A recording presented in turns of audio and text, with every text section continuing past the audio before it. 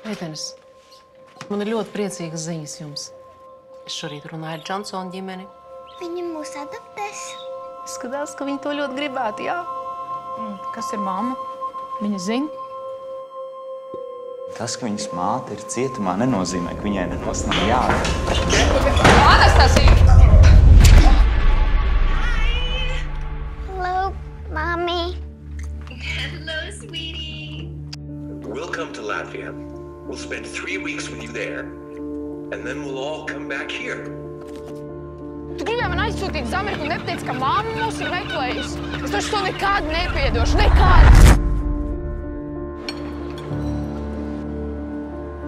Ko tu te dari? Mamma grib atbūt tiesības mums. Viņai ir darbs, dzīvoklis. Viņa ir gatava sākt jaunu dzīvi. Kroči, ja kāds nāk, ja? Tad tev jāpazūd pa logu. Saprat? Tur bija mamma un kaut kādi cilvēki. Un viens onkulis man dedzināja kāju. Es tikai atceros, ka es kliedzu. Es nebiju nekāds onkulis, tas bija tavs tēvs. Pazūd!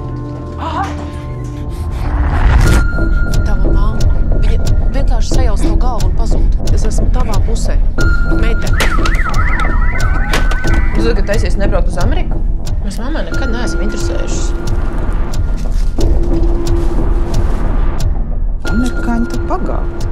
Tu viņas noslēdz galvenais, jā, tāpēc pilnas programmas. Klausies. Negribu nopelnīt? Kas jādara? Honest, no kurienes tu šito izrūpi? Ejam svinēt! Oh, no. Oh, you know what? Okay, honey, we don't do that here, okay? Man ir 13 gadi, un tie menti neko nevar izdarīt. Hello, take me to America!